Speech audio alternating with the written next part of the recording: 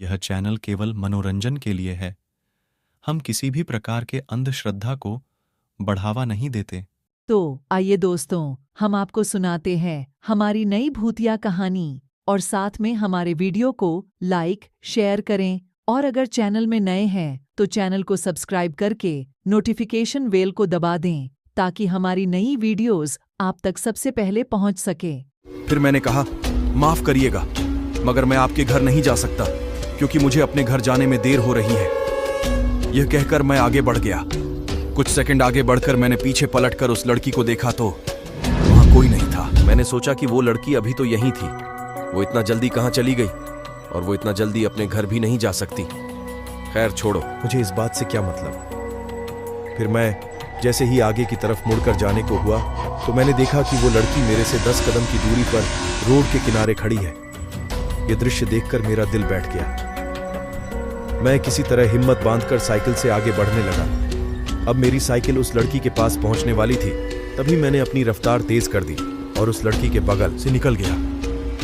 मुझे लगा, अच्छा हुआ वो लड़की पीछे छूट गई और अब कभी नहीं मिलेगी। यह सोचकर मैं आगे बढ़ने लगा, लेकिन मुझे बहुत ज्यादा डर भी लग रहा था।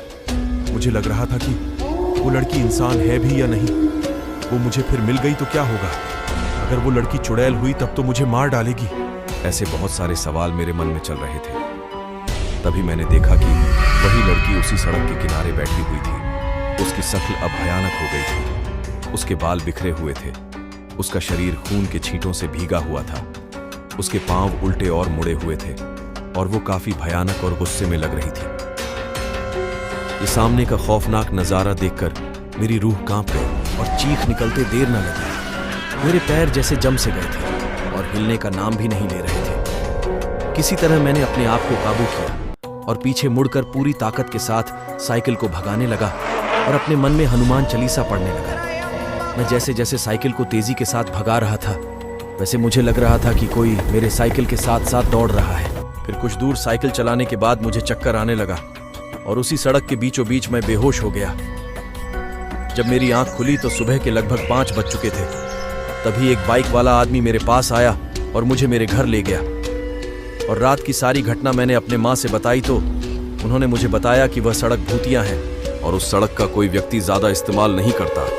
उस सड़क पर एक लड़की की आत्मा भटकती है और वह लोगों को अपने जाल में फंसाकर सड़क के बगल वाले जंगल में ले जाकर मार डालती है।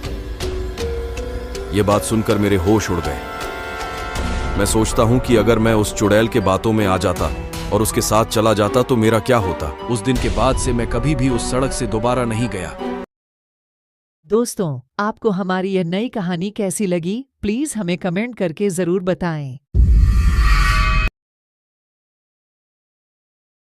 हमारी वीडियोस को लाइक शेयर करें और हमारे चैनल को सब्सक्राइब करके नोटिफिकेशन बेल को दबा दें ताकि हमारी नई वीडियोस आपके पास सबसे पहले पहुंच सके।